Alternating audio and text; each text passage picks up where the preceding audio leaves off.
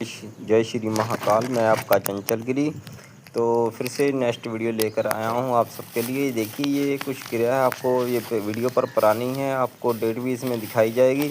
पहले बता देता हूँ ये वीडियो पुरानी है क्योंकि सब काम ये निपटा लिपटी में हो चुके हैं, पर इसमें कुछ कुछ काम बाकी बचे हैं। जो लोकल काम है वो कुछ काम बच गए हैं, तो जो दूर के काम थे वो हो गए हैं। ठीक है जी।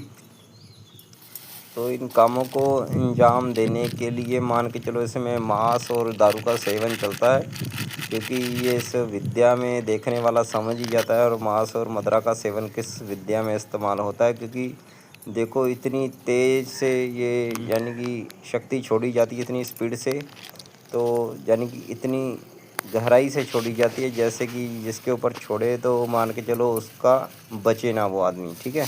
तो जितने आपको पिक्चर में दिखाए गए हैं, देखो उनके तस्वीरें तो साफ साफ नहीं दिखाई गई हैं, तो उनका यानी कि उच्चाटन और कुछ ऐसे ऐसे किया था कि ऐसी ऐसी सामग्रियों के साथ जिससे यानी कि बचना नामुमकिन काम होता है।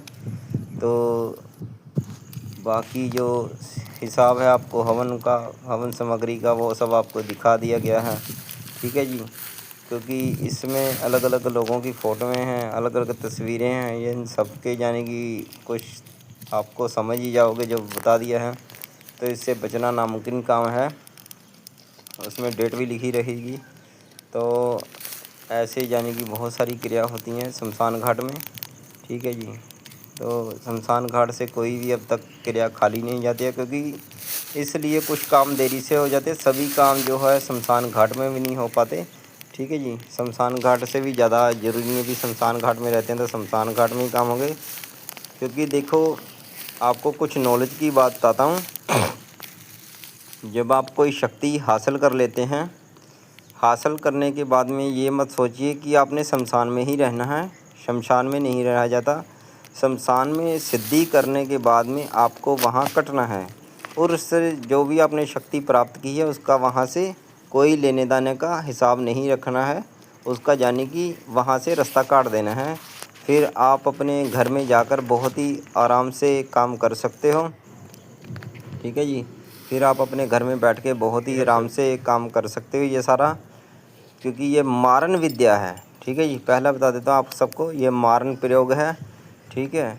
क्योंकि ये मारन विद्या बहुत ही यानी कि शक्तिशाली होती है।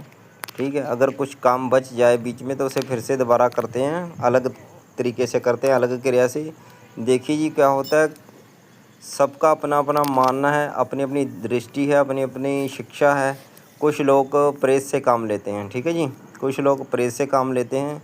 जब प्रेत से कोई काम लेता है तो मान के चलिए जब प्रेत से कोई काम लिया जाता है तो प्रेत बहुत ही शक्तिशाली होता है, पर प्रेत की कमज़ोरी रहती है, वो जिस घर में रहता है या तो उस घर को माला माल कर देता है। अगर प्रेत कहीं फंस जाए तो उस घर का सत्यानाश हो जाता है, सत्यानाश ही बोलते उसे। तो यानी कि उस घर को वो कंगाल कर देगा, उस घर में जितनी भी बरकत होगी वो सब उड़ा देगा, ख़त्म कर देगा, सुख शांति ख़त्म कर देगा जब वो प्रेत यानी कि उल्टा चलता है। ठीक है जी। तो उल्टा जब प्रेत चलता है तो बहुत ही परेशान कर देता है। तो इसलिए प्रेत साधना समझ सोच के करें। अगर करनी है तो अपने किसी अच्छे गुरु से के साथ जाकर करें, तभी आपकी जो साधना है सक्सेस होगी, जिससे आपको कोई नुकसान भी नहीं होगा।